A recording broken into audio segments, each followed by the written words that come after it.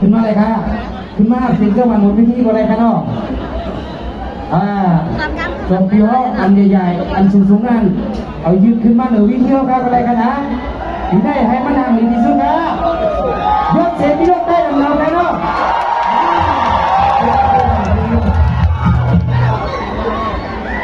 ครับทำไมเขาข้าออนกันไหวหน้าต่อสองพิวค่ะเนาะ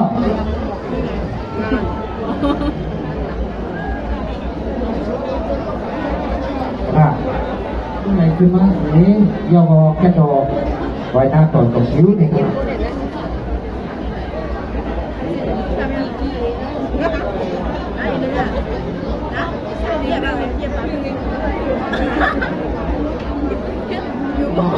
ถ่ายรูปกันแค่หน่อยอย่าไปยิบเครื่องมือกันนะย้อน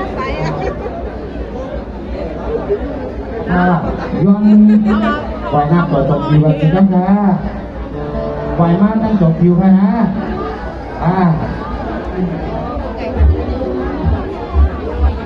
เอาพาย้อนเสียงกัน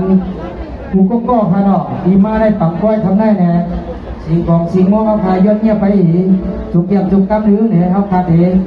ดื่มน้ำยำจบอยู่ป่าเย้าเนี่ยแค่ดอกย้อนเงียบสิ่งบันเสีย1 นาทีค่ะเนาะ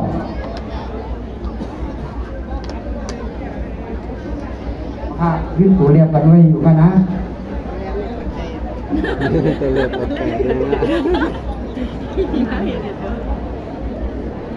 ทางเสกโต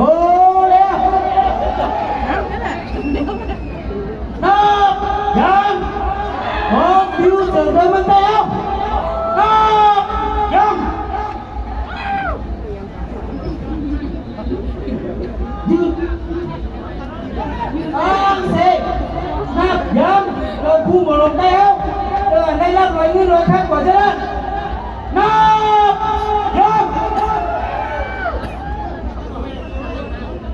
ยืดเสกนับย้ำพูดทัน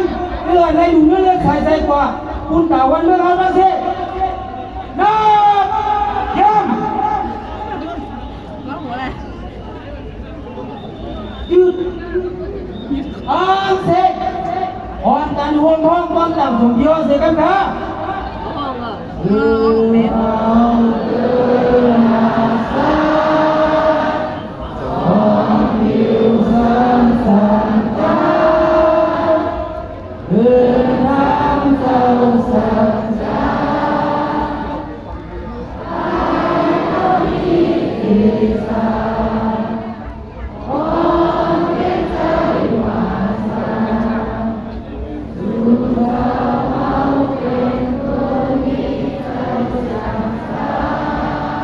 ไอ้สุนัขสิค่ะหุ่นอยู่ง่ายไหวหน้ากว่าทั้ง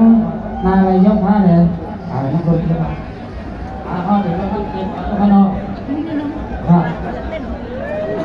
50 ต่อยแล้วนะ